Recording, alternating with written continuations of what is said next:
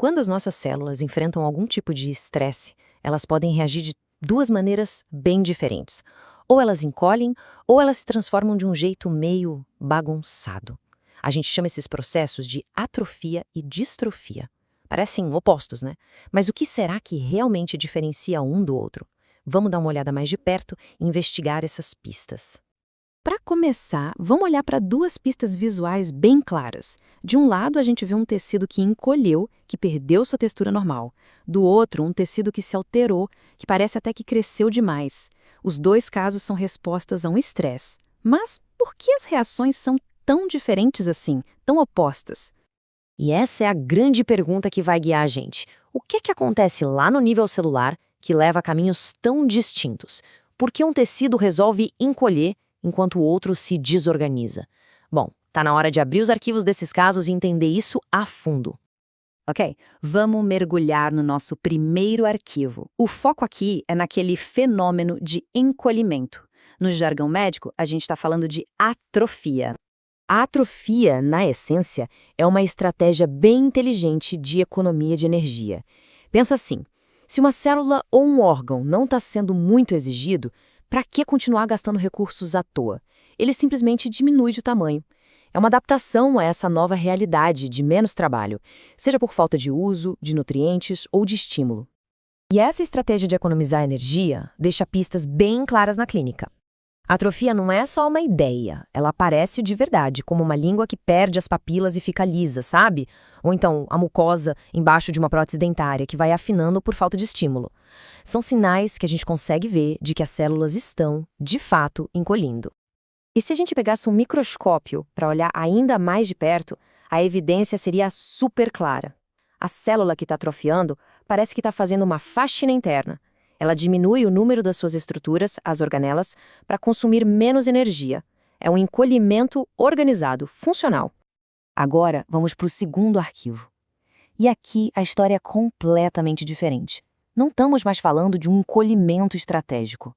O que a gente vê aqui é uma alteração desordenada. A gente está falando da distrofia. A distrofia é outra coisa. A célula não está se adaptando para economizar energia. Na verdade, ela está com um problema de funcionamento. Algum erro metabólico ou nutricional faz com que ela não consiga processar certas substâncias direito. E o resultado? Em vez de encolher, ela começa a acumular uma espécie de lixo celular. As pistas clínicas aqui também são bem visíveis, mas elas apontam para o caminho contrário do encolhimento. A gente vê gengivas que crescem muito por causa de medicamentos, ou aquelas manchas brancas mais grossas na bochecha, causadas por atrito. Os dois casos mostram um tecido que está acumulando material e não diminuindo de tamanho. E no microscópio, a distrofia se mostra exatamente como um acúmulo. A célula fica meio que entupida com coisas que não consegue eliminar, como queratina em excesso ou gotículas de gordura. É um sinal claro de uma desordem no metabolismo dela. Certo. Agora que a gente já coletou as evidências de cada caso, chegou a hora do confronto direto. Vamos colocar a atrofia e a distrofia lado a lado para ter uma visão completa do que está acontecendo. Olhando assim, a diferença fundamental fica gritante, não é?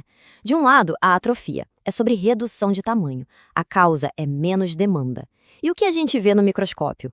Menos componentes na célula. Do outro lado, a distrofia é uma alteração na função. A causa é um erro metabólico. E no microscópio, acúmulo de substâncias. O resumo da ópera é encolher contra acumular. Essa é a chave de tudo. Tá, mas e daí? Por que essa diferença toda é tão importante na prática? Porque um profissional de saúde precisa saber distinguir uma célula que encolhe de uma que acumula coisas. Porque é essa distinção que guia todo o raciocínio para chegar a um diagnóstico. O primeiro passo é observar. O tecido diminuiu ou ele se alterou? A partir daí, a investigação vai atrás da causa. Será que é falta de estímulo ou tem algum problema no metabolismo? E a confirmação final vem com a análise histológica, que vai mostrar se as células estão menores ou se estão cheias de material acumulado. Então, o ponto crucial é exatamente este.